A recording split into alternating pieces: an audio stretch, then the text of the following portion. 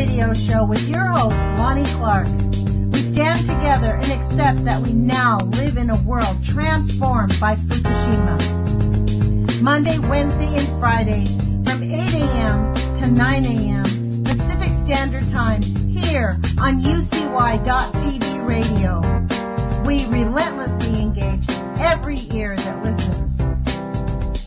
We expose and confront the complete lack of accountability for the nuclear industry.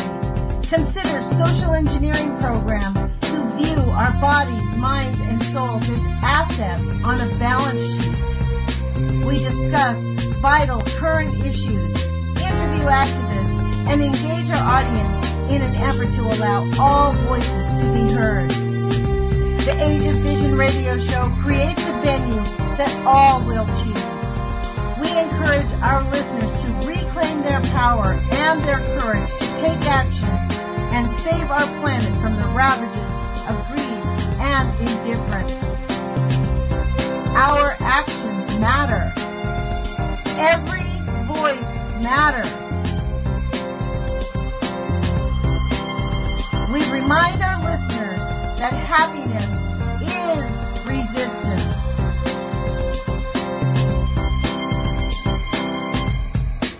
Love is greater than fear.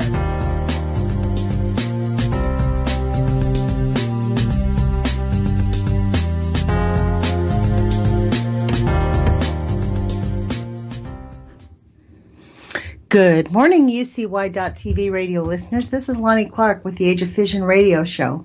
Thank you for joining us. We really appreciate you tuning in. And also I want to thank KEPW for carrying our station there 3 times a week. In fact, they carry 2 of our shows. They carry Libby Halevi's Nuclear Hot Seat, and they carry my shows 3 days a week. And so we really appreciate them hanging in there with us and getting this information out to people. I know yesterday was kind of an interesting interview with Guy McPherson.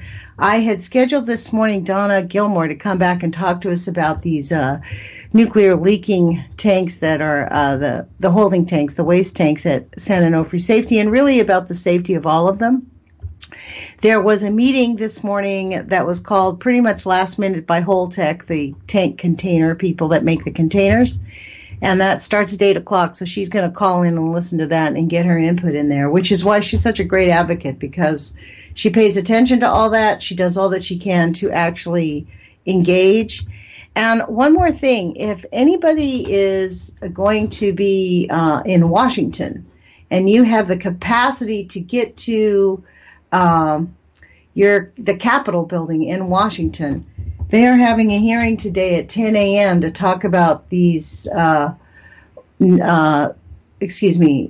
nuclear safety. They're having like a clean energy hearing on this bill. And so there are people going up there. It's Senate Bill 6253, and he calls it 100% carbon free. But what they're talking about is bringing those little mini nuclear things up to Washington. So we need people, if anybody's in Washington and can go there at 10 o'clock, it's going to be in the Cherbourg building in Olympia, Washington. So I am going to move on from that. I would like to tell people, though, that I'm going to talk about the same thing that I was going to talk to Donna Gilmore about, because she sent me an email that shocked me. NRC grants exemption to reduce San Onofre property damage insurance from $1.6 billion to $50 million. The U.S. Nuclear Regulatory Commission issued an exemption from the requirement to maintain a specified level of on-site property damage insurance in response to an October 22nd, 2015, 3 years ago, or 2 years ago, request from the Southern California Edison, the licensee.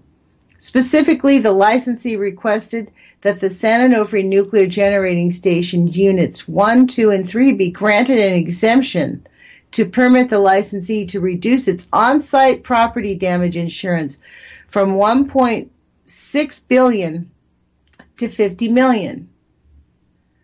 Let's see. The below comments to the NRC explains why the NRC assumption that nothing can go wrong. Okay, so listen to this. She has this on her page. She has a page called Emergency Resources and Emergency Plan. There is no emergency plan, by the way. The NRC basically feels like there is no danger that within 10 miles it will dissipate. There are, let's see, 8.4 million people live within a 50-mile radius of the San Onofre nuclear power plant. So if the San Onofre nuclear power plant would not be approved under the current NRC safety regulations and standards, existing nuclear plants are exempt from any regulations that apply to the new nuclear plants. This is really a shock. After the March 2011 nuclear disaster in Japan, Americans in Japan were told by the U.S. government to evacuate 50 miles from the Fukushima Daiichi nuclear power plant. However, in the U.S., the NRC requires only a 10-mile evacuation zone. So if you're living near a nuclear power plant within 10 miles, they're not going to tell you to evacuate outside of 10 miles. If you're 30 miles away, they're not going to tell you to evacuate, but you need to evacuate. You need to make 50 miles your minimum. In fact, you ought to get farther away from that. It is actually really a shock that they're so lackadaisical. And I don't know why I keep being shocked. I mean, I've been reporting on this for several years now, and it still completely blows me away. I'm going to read to you from her pages. Now, to find this page for emergency resources on Donna's homepage, you go to issues and there's a drop-down menu and you scroll down and it says emergency resources. And in fact, this entire website is chock full of resources. If you guys have any question about how they build our nuclear facilities or anything, seriously, her handouts are so thorough, and it's all government agency stuff, so none of it is hearsay, so to speak. So I'm just going to read this to you because I found this fascinating, and I was going to talk to her about this because when she sent me that email, I was like, what? So in June 2015, the Nuclear Regulatory Commission approved the elimination of off-site emergency planning for San Onofre. That makes sense because it was closed down. There's never going to be anything that goes wrong there, even though they know the waste is extremely dangerous. This means fewer emergency planning staff, reduced funding, and less radiation monitoring. The NRC claims risk is low. However, they base that on old information that didn't address stress corrosion cracking that may occur as soon as 2020 at San Onofre. That's 2 years from now, folks. And as we learned in her last interview, they can't really inspect it. Well, they pour dye on top of it to see if it's leaking. So they really have, and they only, out of all their tanks, they're only required to test one tank. So remember that. So there might be tanks that are leaking that they have not tested. I don't know about you, but this feels like genocide. The San Onofre fire staff has been reduced. The nuclear plant's fire and rescue vehicles will be donated to new homes soon, according to Patrick Baumann, San Onofre Fire Marshal. San Onofre now has an agreement with the Camp Pendleton Emergency Planning, where they lease, and that's actually one of the issues that came up. They do actually lease the land from San Onofre. Let's go back to this. The primary firefighting force for the nuclear plant. No details were provided about how this may affect ratepayers and local emergency services in the Southern California Edison July 2015 news story. Evacuation zones described below are no longer in place for communities impacted by irradiation release from San Onofre. However, the rest of the information on this webpage is still relevant. So listen to this, because they're taken off of there. They're not considered. They're not in this zone. The NRC only requires a 10-mile evacuation from operating nuclear reactors. even though they recommended a 50-mile evacuation from the ongoing March 11th Fukushima Daiichi nuclear disaster. The NRC assumes the radiation plume will be diluted, so it won't impact people beyond 10 miles. I don't know about you, but that makes me spit nails. They know better than that. That is, even if it's diluted, it's still high levels of radioactivity. However, they assume a 50-mile ingestion radiation contamination zone from ground and food contamination. So you can't breathe it in, but if you eat it or you put your face on the ground, that's how you get it. These people are really murderous. I don't know. This is why people don't like to pay attention to this, because our hands are tied. This is really why people get the zoned out eyes when you talk to them about, Fukushima's still going on. You know that we have leaking nuclear power facilities all over our country. You know that St. Louis is still on fire. You know that there is huge radioactive waste in the middle of Idaho. And really, you can find radioactive waste in almost every single part of this country. And yet, we're not supposed to talk about it, the R word. We're not supposed to talk about the N word. People attack you when you say things. They say, you don't know what you're talking about. Look what the World Health Organization says. Look what the United Nations says. The fact is, the United Nations is there to promote humanity as scientific experiments. And that's what we've been. Since World War II, we have lost every ounce of liberty, pursuit of happiness that we can have, because they started scientifically testing us and using all humans on this planet as guinea pigs in their scientific labs. Let me get back to this story. I don't mean to go off on you guys, but it's completely annoying when we realize how grave the situation is, and yet they keep throwing us off the cliff, just continue to throw us and punch us back no matter what happens. They don't care how many people die. What happens to our planet? How many trees go away? A reception center is a meeting for evacuees to check in and register, get assistance from the Red Cross, and reunite with family members. At the reception center, evacuees will be provided with a place to sleep, meals, and medical attention if needed. Government, health, and fire department personnel will be available to monitor evacuees for exposure to radiological contamination. No pets allowed. So if you have a pet, they're going to die. Evacuees within 10 miles north of San Onofre will be directed to Orange County Reception and Decontamination Center and Orange County Fairgrounds, 88 Fair Drive, Costa Mesa. This is just so amazing. They're just going to drive people into Riverside on the south. So I'm going to skip down. What about my pet? She has this little link that says, what about my pet? If you have a pet, plan now for its care in the event of an emergency. Current shelter operations do not accommodate pets except registered service animals. If you leave your pet at home, make sure you leave enough food and water for a few days. If you decide to take your pet somewhere else, friends, family, relatives, etc., it is recommended that you make plans in advance. Right, so how do you make plans in advance for your pet in a nuclear emergency?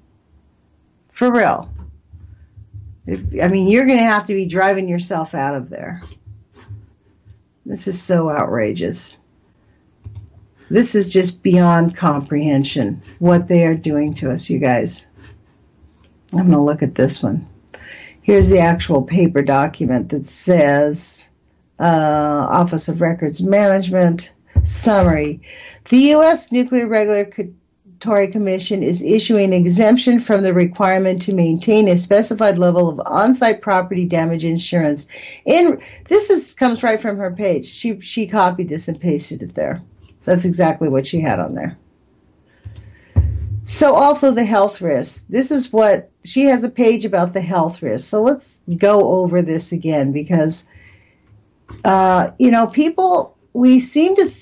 Maybe it's a moot point. Maybe with this audience, I don't need to discuss the safety risk of nuclear, but let's just put it to you this way. There is no safe level of radiation. And it's not radiation, it's radioactive contamination, actually. You know, we are more contaminated and co-opted. We have been co-opted at every level.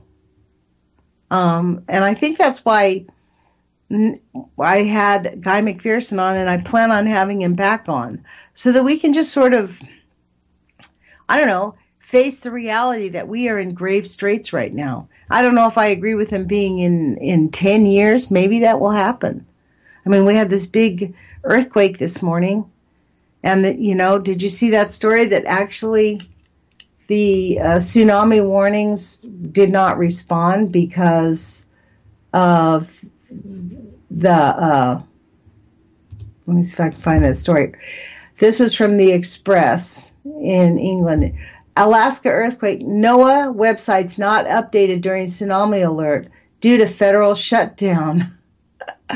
So it does matter what they do. These guys have got to cooperate. And I know people out there, I mean, to be honest, I don't know. They're just playing games with human beings. We're just assets on their balance sheet, using us as pawns and tools, cutting back DACA, cutting back CHIP, and saying, oh, well, we need to have that so we can continue to keep the government going for 3 weeks.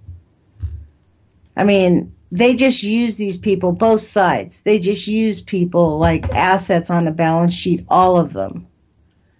If they actually really cared, they would stop funding the military at the rates that they do. This is so outrageous. So let's see how it matters who we elect and how they govern. The obstructionist Republicans, that's their whole plan, is their way or the highway. It's not democratic to them. To be honest, they're a bureaucratic authoritarian regime. It's their way or the highway, or we let you starve to death, or, whatever. NOAA provides key updates during national disasters to ensure citizens are safe, but the website has been unavailable since the U.S. government shutdown, with Twitter users branding the website's silence as ridiculous. Worried Americans have been left without vital information as a tsunami threatens to devastate parts of Alaska, Canada, and the entire West Coast. Under the pinned tweet on a January 22nd, the NOAA said the U.S. federal government is currently shut down. This account will not be updated until appropriations are enacted. Only sites necessary to protect lives and property will be maintained. The shutdown has caused anger amongst Americans and citizens to have taken to Twitter to rage at the NOAA. Oh, my God.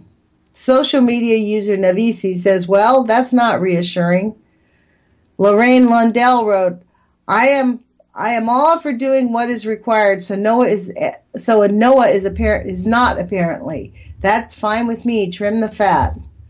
Adorable Deplorable said, I guess NOAA can't be bothered right now. The last tweet is pinned from 19 hours ago saying they're not actively managing this account. Funny how when the alt NOAA account has been quite active giving half-ass information during this emergency. Huh. The quake struck 157 miles south of Chiniak, Alaska at 9:31 a.m. or 12:31 a.m. local time on Tuesday. So I have been looking for updates on this, but I've heard that it's been downgraded and there is no tsunami warning, which I find interesting. People on Kodiak Island, Alaska, have been urged to stay away from the coast after the quake struck just 175 miles away. So I guess it was far enough out not to create a tsunami. A buoy just northwest of the epicenter recorded the displacement at 32 feet. The earthquake initially measured at 8.2 on the Richter scale, but has since been downgraded, as usual, to a magnitude of 7.9 by the U.S. Geological Survey. People are being alerted to the danger by text messages, and in those affected areas have been urged to seek high ground. Wow. Let's see, I'm going to skip through this because I think we've all heard this. But I was actually looking to see if there was a tsunami warning, and I could not see it, to be honest, anywhere in the news. There probably is not a tsunami warning. That'd be my guess if they said, no, it's not going to be big enough. Maybe it was too far away. It's kind of a shock, though, that they aren't. Yeah, that's what it says. Tsunami warnings canceled after the magnitude 7 off of Alaska. So I guess there's no tsunami that's going to happen. But, I think that this article that they just talked about, NASA shut down, makes you wonder, like, the incompetence. Can you really trust anything that they're saying at all? At all in any way? I mean, we're talking to Donna Gilmore about tanks that are leaking. It's not like they're not leaking. We're talking about tanks that they know leak. And we're talking about tanks that we know have, issues. And they're just, nothing. I got an email from Paul Frey. He sent this to Donna, the NFC, and the decommission, a bunch of people in an email group. Leak caused by 6.0 earthquake in Napa. Could the same happen in Son and Onofre after the earthquake? Tsunami would then allow them to enter the nuclear, would then allow, what does this all say? The water to enter the spent fuel canister. Potential for nuclear criticality and explosion if water and air enter canister. Spent fuel nuclear canister is not too much thicker than a wine tank. That is definitely not reassuring, folks. Baha'u'llah, I don't know if many of you know about the Baha'i religion, but Baha'u'llah had a vision where he saw Southern California going up in a big, huge flame. And the way he described it when I heard about these nuclear tanks sounds just very much like it. So maybe he did have a for real vision. On the West Coast, we've always sort of been expecting and waiting for the big one, right? But we don't ever really think about the risks that we're running with these nuclear power facilities all along the West Coast. I mean, even up here in the Northwest, we have Columbia Generating Station that if there's a huge earthquake, like there's a 7.9 up in Alaska, it's going to push the earthquake, somewhere. We're going to be having some reverberations across the continent because of that. So it could happen here anytime, in the next year or so. I mean, we are living on a thin edge. So when people say that Guy McPherson is completely off his rocker, I don't know. I used to be very angry about him myself, but I have come to understand that really, we might as well just face it, because we are really, the warming, the cap is actually really warming. And I think they really did discover something like 800 gigatons of methane, over 800 gigatons off the coast of Russia, that as the planet warms, that's going to be burbling up, and it's going to be causing some pretty serious things. Let's go take a look at the nuclear alerts. How about see what's been going on in our own little country that they're not talking to us about? Because nobody ever reports on any of these things. They have near misses on nuclear meltdowns, and nobody hears about it. So let's see. 3 events for January 23rd. The first one was reported on 1/9, notification date 1/12, so it's probably an update. Citgo Petroleum Corporation, Louisiana Radiation Protection, non-emergency. Oh, lost resource, unrecoverable. What? A dive team had been working in the CR to recover the XRF unit on 110. Recovery efforts continued. Oh my gosh. The radiation safety officer called in a preliminary notification at 4:05 p.m. on 1/9/18. The notification was Citgo Petroleum Corp had lost an XRF unit overboard while working on a Calcasio River in Lake Charles, Louisiana. Wow. The RSO stated that Citgo had a dive team working in the CR to recover the XRF unit. On 110, recovery efforts continued. On 111, an update indicated that the dive team effort was unsuccessful, and the individuals from CPC would continue the recovery effort. Wow. So maybe this is an update. Let's see what it says. On 1/11/2018, CPC notified that they had lost an XRF device, Niton model XLP 703 in the CR that had not been recovered.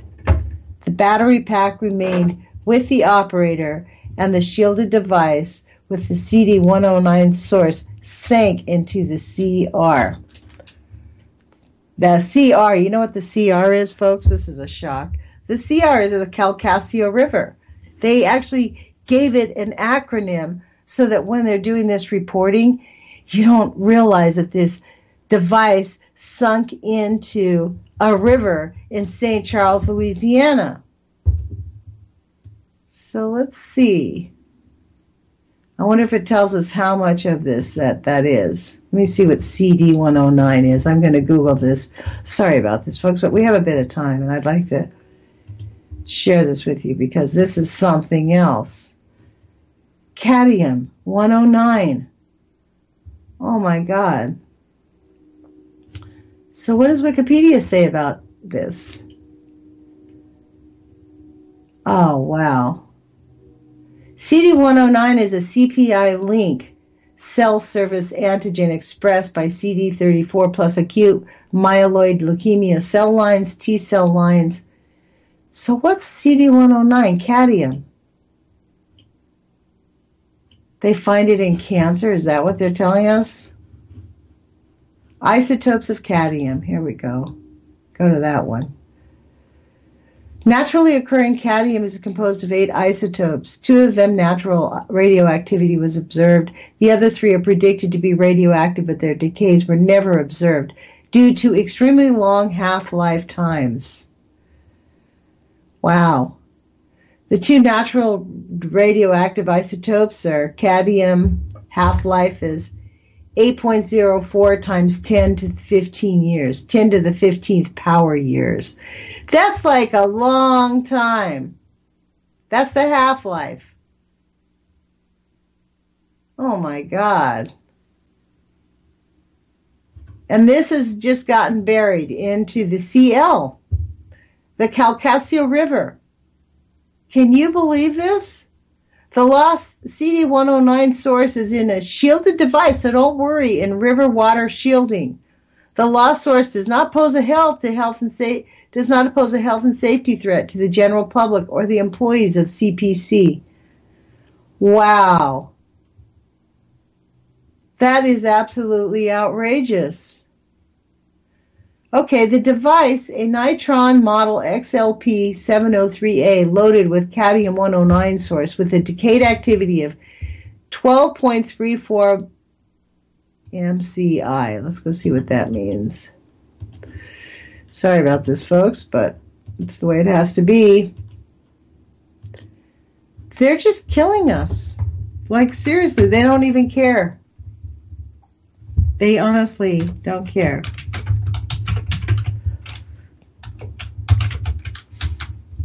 And people say that, I don't know. This is just so outrageous.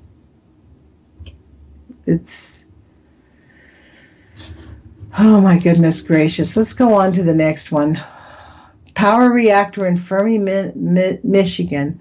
Its current power is at 100%, but it's at offsite notification. This is event date 122. Oh, offsite notification due to oil spill. At 11:15 Eastern Standard Time on 1/22/18, Fermi 2 determined that the site was in violation of the National Pollutant Discharge Elimination System permit due to an oil sheen being observed in an overflow canal that breached the installed oil booms and entered navigable water. Approximately 5 to 10 gallons of oil has reached navigable water, which resulted in exceeding state limits. The oil is currently contained with no additional leakage in navigable water, and cleanup is in progress. The cause of the oil entering the overflow canal is under investigation. Reports will be made to the Michigan Department of Environmental Quality and the local agencies. Wow. And, of course, no harm to human health. The Bradenwood, Illinois power reactor, and they are both units 1 and 2 are at 100%. And this is loss of assessment capability due to technical support center plan maintenance. Doesn't this make you feel comfortable, folks? This is why people don't want to talk about it. We can't think about it. Because really, Donna Gilmore's given up her retirement to face this. She's on the phone listening to them lie and challenging them on their lies that they're telling the NRC. She's in their face at the NRC telling them exactly, according to their information, what is wrong with what they're talking about, challenging them. And the NRC bobs their head, says, yep, you're right, Donna, pats her on the back, and then shakes hands with Holtec and gives them billions of dollars and lets them do whatever they want without regard to health or safety or life. Okay, so let's read yesterday's report. There was 2 reports. Tennessee Division of Radiation Health Energy Solutions. This was reported on 110. Non-emergency. Filter replacement. So you know what that means when they do filter replacement, is they have to open up something and release radiation. The event occurred in the licensee metal melt facility. The radiation safety officer noted that a 4-inch by 4-inch section of the HEPA filter from the HEPA filter bank was missing. According to RSO, filter bank was pulling them from area that had not been active since February 2017. Air effluent stack samplings and real-time monitoring systems did not indicate elevated radiation levels. Effluent stack sampling and real-time monitoring system did not indicate elevated radiation levels. The damaged air filter was replaced. The licensee will forward investigation report to the Tennessee Division of Radiological Health upon completion. Yesterday that's when they reported that missing source that went into the CL. The Calcasieu River in Lake Charles, Louisiana. So if you're living near Lake Charles, don't go to the Calcasieu River, man. That's ridiculous. Someone's going to find that. It's going to drench up somewhere, and then they'll get sick, and no one will ever know why. Because the NRC is grotesquely negligent. Non-emergency. Okay, so we have from the day before, Pennsylvania Bureau of Radiation Protection, West Penn Hospital, non-emergency.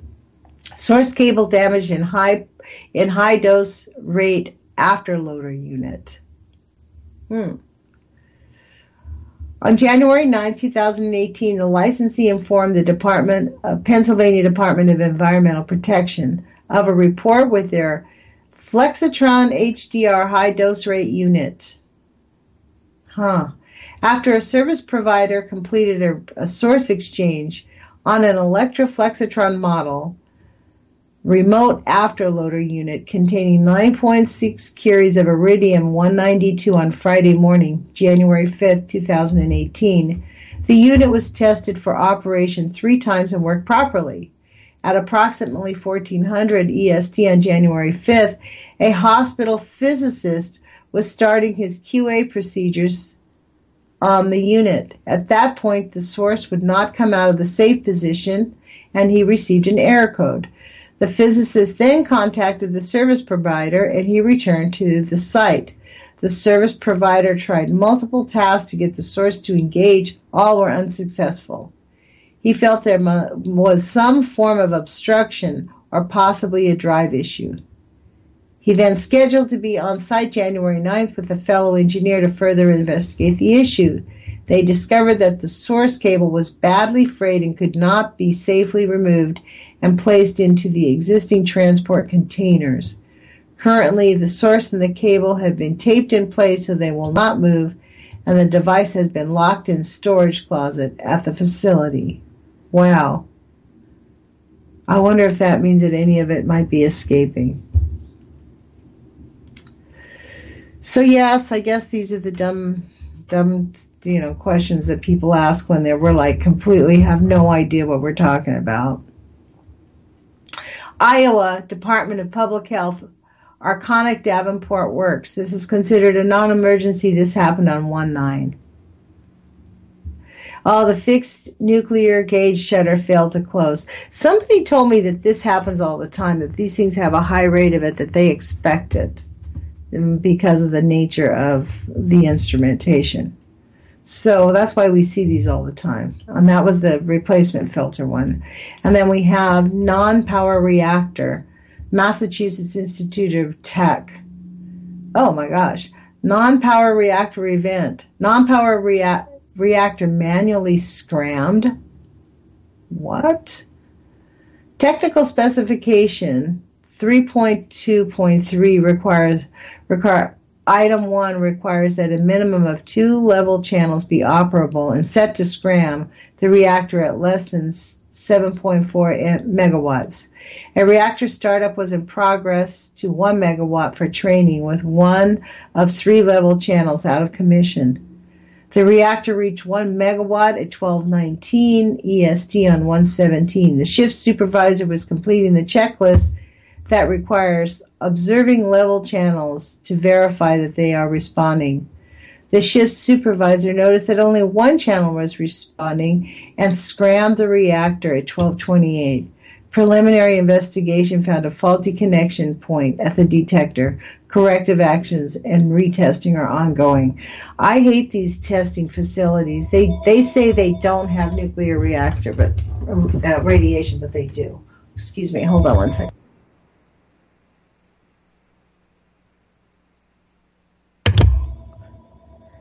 Well, I basically shut the door. Sorry about that. I forgot to shut the door. Non-power reactor. So, Summer, South Carolina power reactor, it is at 100%. This event date was at 1/18, on 1/18. Valid specification system actuation. Emergency diesel generator actuation due to loss of 1 or 2 off-site power supplies. And they basically say no harm to human health. You know, I've thought about this on the days because I have not been reporting on this as often as I used to. And we are constantly in threat from the nuclear industry. And we are in threat from the geoengineering. And we're in threat from the melting ice caps, which are going to be melting this year. They're melting at a rate that's much, much higher than they used to be. There's tons of stories on that, too. Let me see. I think I did find one. The solar melting ice caps. I mean, even NASA is saying that it's going to be... This is a funny story. This was 2003. So this was a long time ago, right? This was a story in October 2003. Recent warming of Arctic may affect worldwide climate. Recent observed changes in the Arctic temperature and sea ice may be a harbinger of global climate changes to come. That was in 2003. That's when they started using these words, climate change, climate change, climate change. So it's not really climate change, folks. It's climate collapse. It's not changing. It's collapsing. The environment as we know it has been decimated by the technologists. And in fact, they plan on decimating us even more. I saw a YouTube video this morning by naturalnews.net, and they went to a McDonald's, and they put McDonald's chicken McNuggets under a super microscope. And they actually found nanotechnology inside, or what looked like nanotechnology inside chicken McNuggets at a microscopic level. There was like strands that you could see that looked like little wiring. There was these little round balls that looked like they could be something. I mean, this is a serious assault. And I know people think that I believe superstition, that, oh, you're a superstitious person. It's not superstition to believe that the technologists are killing us. It is not superstition to believe that this is a worldwide effort by a small group of people who literally view us as assets on a balance sheet. And it is coming quite clear more and more and more. And I think this is why we kind of have an obligation to push back, because there's no reason for us to just accept what they decide for us. I mean, it is so outrageous. By the way, if anybody wants to call in, we have 20 minutes left. The phone number is 718-717-8106. You can give me a call, and we can talk about any of these issues. Otherwise, I'm going to keep going, because there's a lot to talk about. I'm going to go to Donna Gilmore's page, because she has put together a lot of information. And I think what we'll talk about is, let's see, she has tons of information. Let's go to the home page, because this is the primary thing. She keeps the home page. She's talking about these thin cast containers. These containers that we keep our nuclear waste in are extremely unsafe, and we have got to stop this vote. I've been trying to pay attention, and I have not seen it yet, so I don't know if anybody has, but 3053 is supposed to be coming up soon.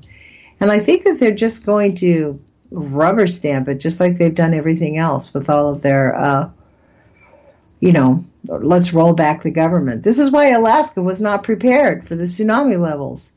Because when they shut down the government, if you have a person who understands governing, he would have around him a group of people that says, okay, we have the government shut down, but in the event of an emergency, we're going to have X, Y, and Z people be responsible and update. And what we have is a complete breakdown of our government. This is what people wanted Trader Trump to do. They wanted him to break our government. Mission accomplished, folks, because he's totally breaking our government. And this temporary funding, this big impasse, it's only for a couple of weeks. So it's not like some big thing. And we're going to go through the Democrats are going to have a complete meltdown when Mitch McConnell reneges on his deal to get DACA through. So at least they can't use CHIP anymore. All they'll use is the brown people. And they could care less. They don't care because they have no rights. That's the issue. It's easy to abuse people with no rights. That's the reason they don't want to help the DACA kids. Because to me, the DACA kids are just as American as I am. They've been here all their lives. They're American people. They may have come in without documents, but they are American people. Unlike their parents who still remember their homeland, they are not. And it's an outrage that, Trader Trump has really harmed our country at a very deep level. He's called out like the media is all fake news. Yeah, tell me about it. You think Fox News isn't fake news? MSNBC? I mean, honest to God, they whatever the corporation's propaganda is, that's what they want us all to spew out. I mean, they're not even on different sides. They pretend that they are. But this matters. That we have a government that functions. If we're going to call ourselves a country, we have the resources and the assets to be able to manage it if you put the right people in place. But you know what Trader Trump did? Let's just talk about what he has done. He appointed a 24-year-old, not a master's degree student. He did get his BA, but he put him in charge of the opioid crisis with no prior background other than working at a law firm where he got fired because he didn't show up for work. And he worked on the Trump transition team. He's in charge of solving our opioid crisis. That's the person that we have in charge. We have Rick Perry heading up the Department of Energy, which he basically went, oops, he couldn't remember which department it was he said he wanted to close down. It was the Department of Energy, folks. He made himself a public spectacle over that, and Trader Trump rewards him by making him the Department of Energy head. We have Wilbur Ross, who sits on the Bank of Cyprus, who actually just resigned from sitting on the Bank of Cyprus, which launders dirty Russian money, and where a lot of sneaky deals go through. That's our Department of Commerce. We have Mitch McConnell's wife.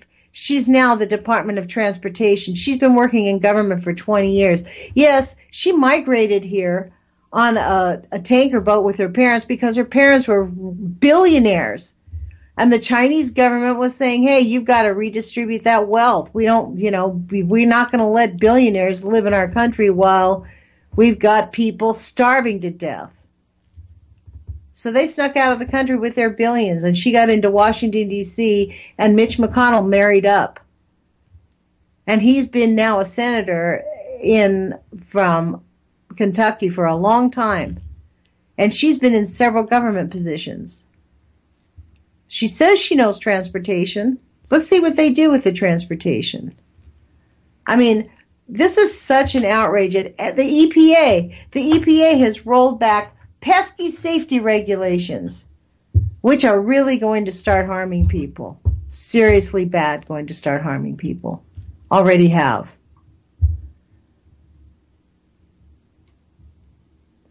I mean, if we do not have a clear indication that the military has taken over, that we do not have a democracy, people need to wake up. Get your passports, because the day is coming when the world is going to stand up to this bully nation of ours.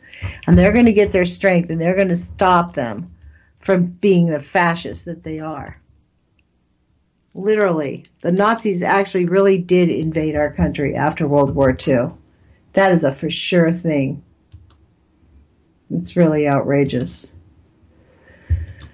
So, the EcoWatch, the EcoWatch, the ice caps are melting. This was from 2014. This is a very interesting thing. Google and the Bing, I have not been able to really find polar ice caps melting current news. It's actually really shocking. It's a very difficult thing to try to find. And why is that? Because they don't want us talking about it. Even Go.go doesn't give you very much. Let me try it again. I'll see if it'll pop it up a second time. Polar ice caps melting. Melting. Okay, there's a map that popped up. Let's see what that says.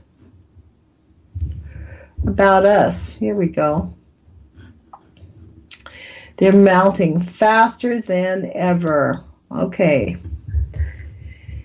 This is from DW, Made for Minds. It's a story. Polar ice cap sheets melting faster than ever.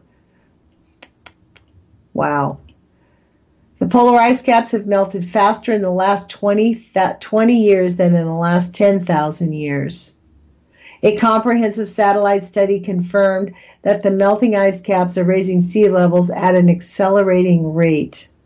The polar regions are important drivers for the world's climate. When the everlasting ice melts at an increasing rate, the rest of the world is affected.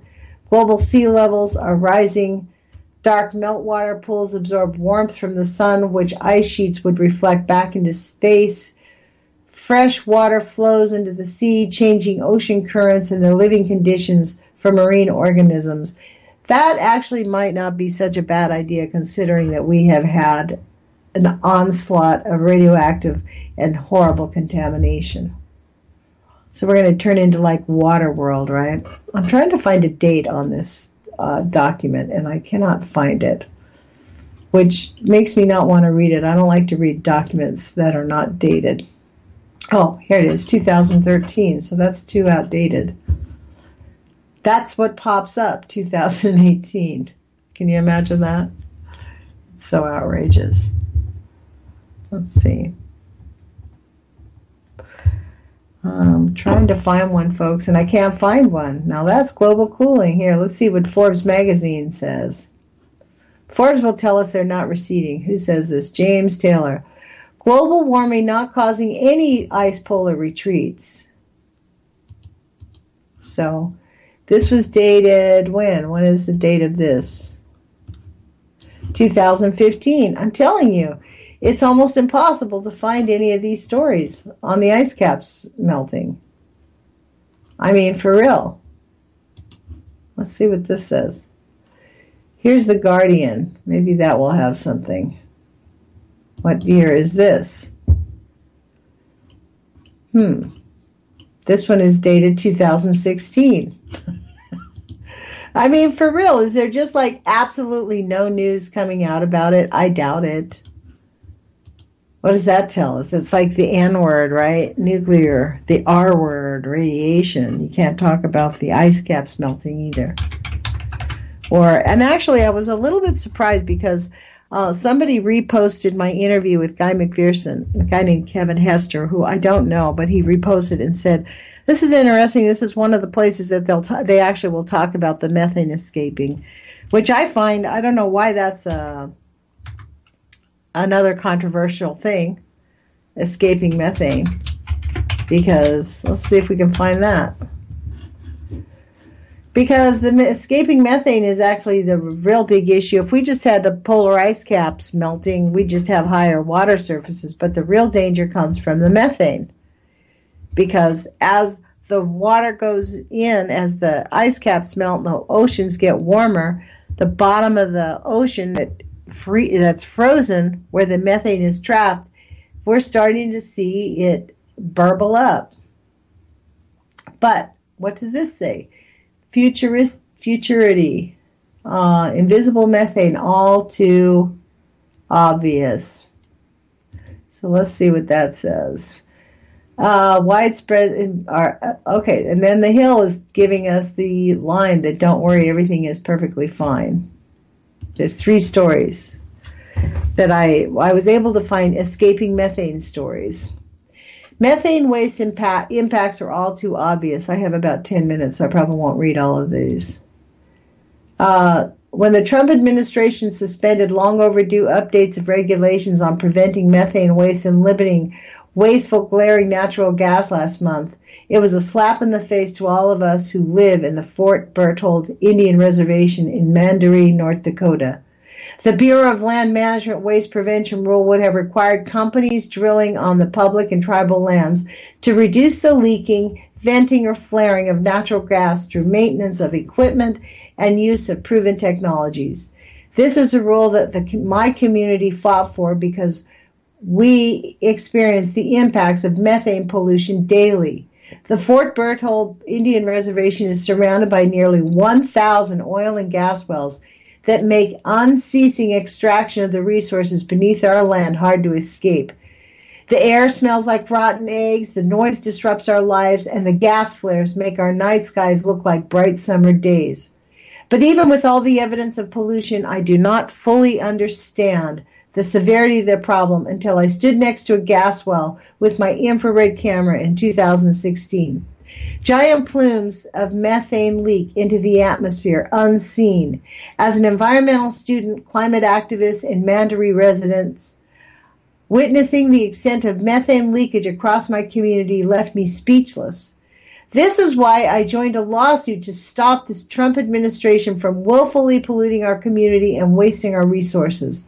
The lawsuit challenges the authority of the administration to suspend the rule without adequate public process and in defiance of its legal obligation to take all reasonable precautions to prevent waste of publicly owned gas and oil and gas. Studies have shown that flaring, venting, and leaking of methane and natural gas cause increased risks of asthma, respiratory infections, cancer, and neurological damage. We have experienced several of these impacts firsthand as oil and gas activity has increased exponentially over the last decade on Fort Berthold Indian Reservation. Though we are told we live at a safe distance from the drilling, our family's medical tests mirror those of drillers themselves. We get paid to take that. They get paid to take that health risk. We don't. How long is this story? Not very long. I'm going to finish it. I also worry about the impact of methane pollution on the planet. Methane, a greenhouse gas that is 86 times more potent than carbon dioxide, is the second largest contributor to human-caused climate change. The suspension of the rule hurts our pocketbooks too. Between 2009 and 14, oil and gas on public and tribal lands vented, flared, and leaked about 375 billion feet of natural gas, enough to supply more than 5 million homes a year. According to BLM's own calculations, suspending the waste prevention rule will increase methane emissions by 175,000 tons over the next year and result in a waste of 9 billion cubic feet of natural gas. Wow. Each year, the industry loses hundreds of millions of dollars worth of natural gas due to venting on federal and tribal lands alone. And the fact that companies don't have to pay royalties on the gas they waste means that without the waste prevention rule in place, taxpayers will lose out on the millions of dollars in revenue every year. This could be invested in schools, healthcare, drug treatment programs, and so much more. The GAO, Government Accountability Office, found in 2010 that 40% of the natural gas vented and flared on federal lands could be captured cheaply with technology that is already available. The oil and gas industry is simply resistant for the sake of it. It's only logical that a nearly 40-year-old rule should be updated to reflect technological advances. We need stringent controls on methane pollution. We need monitoring, testing, and studies that explain the environmental and human health impacts of exposure. The 2016 Waste Prevention Rule promised all that. The Interior Department's move to suspend the rule is nothing but appeasement of the oil and gas industry. Just because we can't see the methane pouring out of the wells without an infrared camera doesn't mean it isn't. And that was written by Lisa DeVille. She's president of the Fort Berthold Protectors of Water and Earth Rights. Well, we only have a couple minutes left. But, this is a real serious thing. There's a lot of really serious things going on. I guess that's really the issue, isn't it, folks? There's a lot of things. That's why I think a lot of people listen to my show, like on the podcast on YouTube, which, by the way, you want to hear something odd? My YouTube channel on UCY TV, my show yesterday with Guy McPherson had over 265 views, like before the afternoon. So I don't know if Google is messing with it, but that was pretty interesting. We don't get that many views usually, and I'm very grateful if it was for real, but, this is what we call gaslighting. I mean, they're not only poisoning us with methane, they're poisoning our brains with bad ideas and getting us all confused and bombarding us with assault after assault after assault so that, like battered wives, we just close your eyes. You just don't want to see it anymore. Well, I appreciate you guys listening to us here on UCY.tv. Jerome will be on tomorrow, and the next day I'll be back on Monday. Put your courage feet on, you guys. Take some action. The time is now for us to speak out and make our elected officials at least push back. Pressure them and make them do the right thing.